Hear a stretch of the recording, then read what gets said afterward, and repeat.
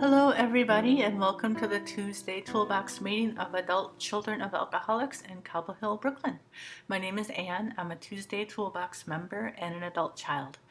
We're recording our speakers every week because we're hoping others will benefit from hearing these stories from our members. We'd love to hear your comments and questions. Our email address is tuesdaytoolboxaca@gmail.com.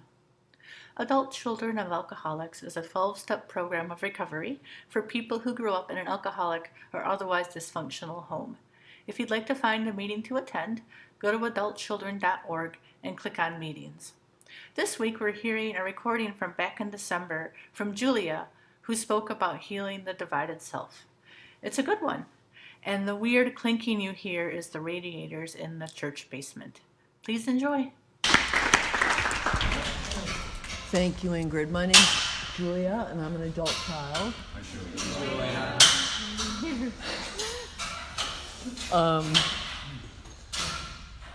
Well, it's really good to be here. Sounds like several giants are putting their chairs out or something. So I have a really favorite part right now of the Big Red Book. So I guess I'll just start by reading the passage. I was a little unclear that it's not just the passage, it's a tool, but there is a tool embedded in the thing. So this is from chapter 10, The Importance of Service in ACA. And I'm just going to read a couple of fragments. So this is page 356. The section, We Learned to Abuse Ourselves. It is this sense of self-betrayal and self-abandonment that is the source of rage and despair in ACAs. Adult children live in two realities, attempting to meet the needs of a mature adult while seeing the world from the perspective of a frightened child. Neither aspect of the personality fully comprehends or understands the motives or actions of the other. The adult need for interdependence and self-expression seems to be in direct conflict with the child's need to be dependent and gently controlled. The frustration of being forced to choose between two competing points of view builds into rage as each side of the personality struggles to be heard by the other. Rage turns into despair when we realize the legacy of insanity we inherited from our alcoholic home does not provide for the well-being of either the adult or the child. So that image of like this divided self really feels like the heart of this dilemma, this fragmentation in a way that I've suffered with my whole life.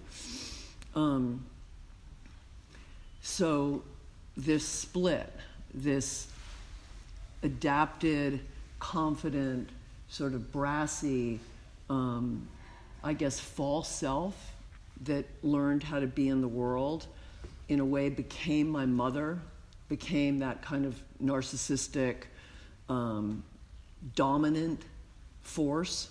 The dominant force that dominated me for a long time, I leveled up to, and have this adult self. And that self is sort of like a mask or a shield. And no matter how well that part of me does, how much love or how much praise or how much excellence I can achieve as that part of my being, and in some ways I've done well, the child part or the emotional part remained really walled off. In fact, to the extent that when I came into ACA, I started feeling things. I was in a bottom, and I didn't even know that I had the feelings that I'd had my whole life about things in my childhood. And suddenly, this emotional body, in a way, was accessed and sort of unleashed. I had a lot of memory, but I didn't have a lot of emotional memory. And then now I have a lot of emotional memory, a lot of emotional experience without memory. And it's almost as if I have to realize that these moods and these feelings and this despair and grief and all this sort of like roiling stuff in me is actually, and some of it very painful, that's the stuff that I didn't feel. It's actually memory. And it's the pain and the sort of shame, the introverting of the, I think the real feelings that I was having about my parents in childhood. So this kind of split is the thing that I really relate to in this reading. And there's a little thing too here where he says, this is the last sentence in the next little section. We are caught in the trap of being obedient to a system of beliefs and behaviors that is actually the cause of our confusion and pain. So like my mother, makes me cry to think about it. Like she was really, really discerning in the sense of excellence, and was absolutely convinced that her points of view about what was good and what was worthy were written in stone. Like her aesthetics, her ideas about what sorts of people were important, art and creativity being a sort of paramount value, but not because of the subjective value of art. This is something I'm really getting now. Not that, because of art as a cultural commodity, like art as something that you can use as a chip in a conversation, in who you know. So it wasn't the real value of art, which I think is in the making of it, and also in the finding of something that really speaks to me. Like that was not what the value of art was. But she was so like obsessed in a way and fixated on her ideas of what was good and what was worthy and who was worthwhile keeping close and all of this stuff. So what I did was I kind of quite late in life, I mean the last 15 years or so, parlayed that into my own sort of structural replication of that in recovery, where I like privileged certain people's, the way certain people work the 12 steps in another fellowship before I got to AA, and created a sort of family around myself in a certain sense that was, in fact, I didn't see it at the time because the values were different in a way, but the structural form was very much the same. Inner circle, great man. Everyone is either like venerated or venerating me, pedestalizing or being pedestalized. Top-down relationships, vertical relationships, which is all she knew, all she engendered. So this last bit, like being trapped in a system, being completely, having full allegiance to a system that actually screwed me.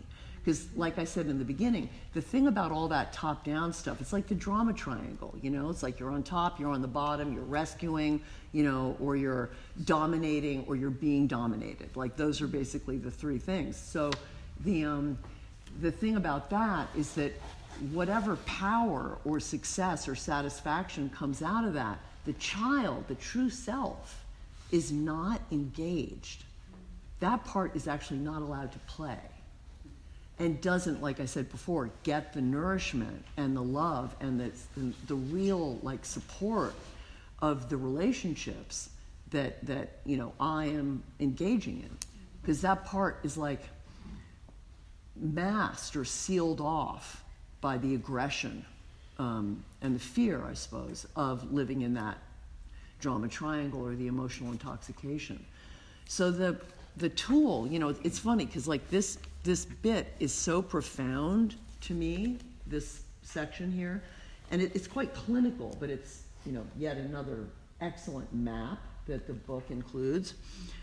And it's in the importance of service, which is sort of like, well, what's it doing in the importance of service, because it really is like a deep map rather than describing a practice. But then what happens is in the next bit, they do talk about service, and they talk about the union that is the healing of that divided self. So they make 2 points about that, really. I mean, the first thing is sharing our recovery as service. So the group, fellow traveling, the smaller groups, the meeting, bigger groups, one-on-one, like hanging out. I mean, personally, I've found that fellowship in an ACA context has been like the most valuable kind of socializing that I've ever done. Because when like we sit around, even if we're talking about some movie or something, the framework, the shared paradigm is this. So it's this true map that really describes my experience and what I am doing to recover. So it's the most like encouraging, nourishing kind of space to be hanging out in, to be socializing in, as well as like the meeting itself.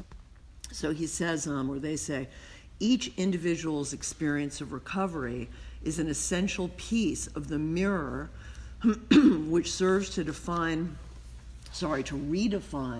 our self-image and increases our sense of self-worth. Our combined experience of spiritual transformation provides a complete model and picture for a return to sanity. As we learn to trust the process of recovery in ACA, we gain the confidence to end our emotional isolation and to heal the divided self. Healing the division between the feeling and unfeeling self begins with a willingness to accept our vulnerability and to forgive our self-hate. So, thank you. One thing that's been so important for me here is to really get that there's nothing wrong with me. I mean, I've got this stuff in spades. I'm a poster child. I've soaked in the laundry list, and I have tremendous losses in my life because of this, and tremendous like buttons, like put me around an authority figure, like put me in a certain situation, and I'll buckle. So on a certain level, yeah, there's still a lot wrong with me. Like I could still be really triggered. But the deeper wisdom is that this is all a normal reaction to an abnormal lack of parenting. I mean, that's the thing. We all have the same traits. Because if you grow up with abandonment and neglect, I end up with low self-esteem and shame, which is the same as every other adult child. So knowing that and like mirroring that for each other, and the transparency, I mean, the kind of vulnerability and the kind of stuff that we're talking about here is, just like so healing for me to start being able to really have my own back, stay with myself without further self-shaming. I think my whole life I believed deeply and suffered with this like terrible sense of like some personal flaw, and was always like masking it. There was always like bravado and ways to escape that feeling. But here it's like the whole thing has just been reversed, and instead of running away from that stuff and hiding it and being ashamed of the shame, in fact, it's all this identification of like, yeah, I feel this way, you feel this way, and we feel this way because that's actually normal. It's actually human. So this kind of getting on my own side, but I can only do that with other people. I mean, I'm sure it's like how we're set up psychologically to sort of mirror one another and only learn, in this kind of doubling, mirroring group situation. Like the group is needed for on any level for me to exist as a human being. So I've got to transform and like repattern myself in the group. So that service of sharing is really important. And I don't know, I mean, that's really all I have to say about this officially. I mean, just with my last couple of minutes, this recovery has just been so incredibly important to me. I've been here for 3.5 years, in AA for like decades. I don't even want to say how long, like decades and decades. And, I got an awful lot there. But ironically, in many ways, I was actually living out, thanks Ingrid, I was living out a lot, like I was kind of saying, a lot of the ACA stuff in certain ways was getting played out there. Like, in fact, I'm recovering in some ways from structural relationships that I was engaging in the heart of AA, like the most enthusiastic nexus of AA that I could find and participate in, flag waving, you know, the whole thing. So I'm just so grateful because that child was completely cordoned off. And like now that I'm here, there's all this emotion, and it's like my emotional terrain has now become my terrain. So I really am becoming whole in this way. And I don't think I could have done it any other way. Like, I really don't. I don't think there was any other map or paradigm of therapy or recovery that would work for me. You know, so I'm just so grateful that we're doing this, that we have this book, and that I have the willingness to actually, like, meet myself in all of my sometimes horror, you know, that I have the strength to do that with your support, with the support of the program. So anyway, that's what I got. Thank you. Thank you.